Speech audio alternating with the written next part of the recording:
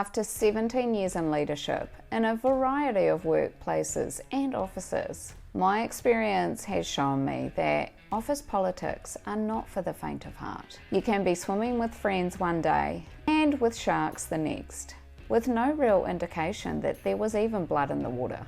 In a leadership role, it can be even more dicey, as you have to not only navigate yourself, but your team through all of this and show no fear.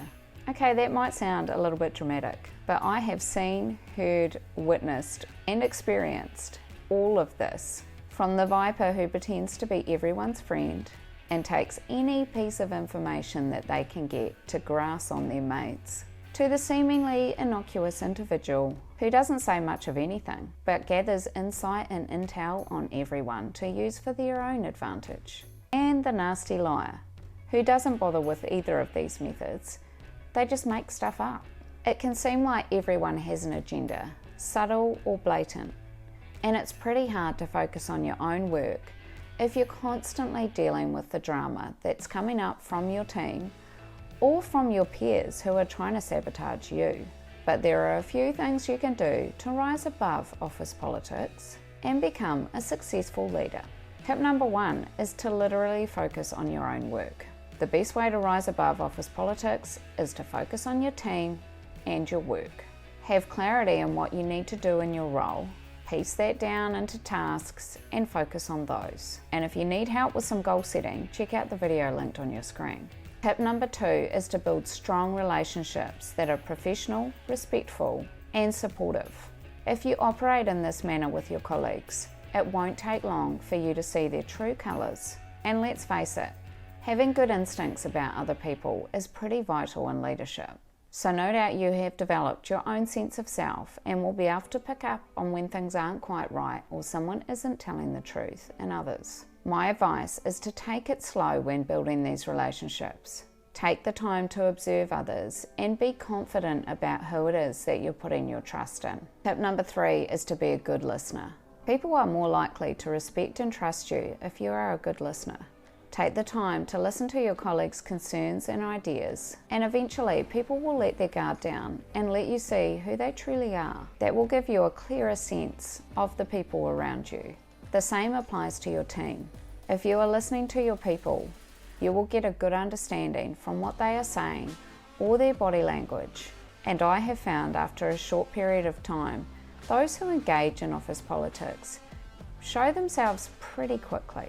Sometimes they can be the ones that reach out to you really early in your role and offer to get a feel for who you are and understand where you've come from in a seemingly nice and friendly way. And occasionally it is genuine, but often these are the ones that are trying to get a steer on where you sit with them competitively and what kind of advantage it will be for them to get to know you, particularly when you're in an office environment that promote internally. Tip number 4 is to be assertive. Don't be afraid to stand up for yourself.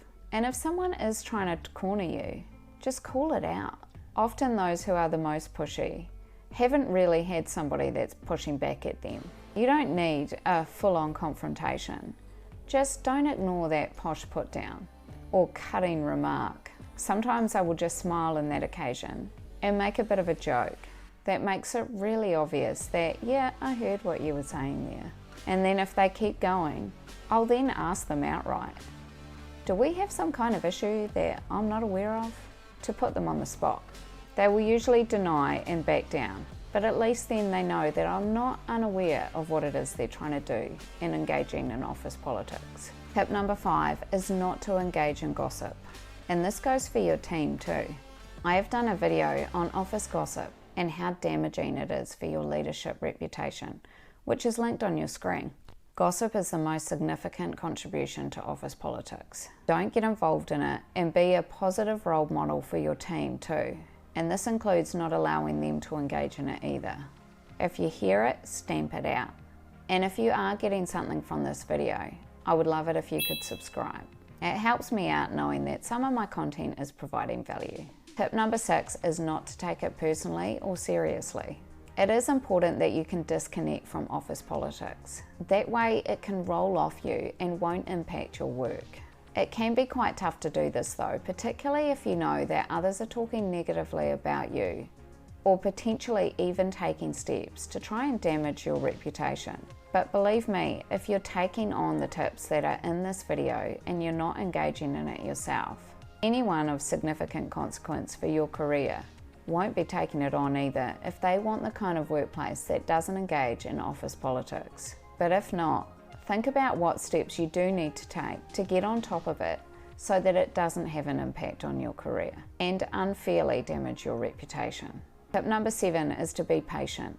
It does take time to rise above the office politics and to be seen as someone who is not engaging in office politics by others. Hold your ground, focus on your job and your team, and check out the video linked on your screen on continuing to maintain those boundaries so that you aren't being seen as everyone's friend either.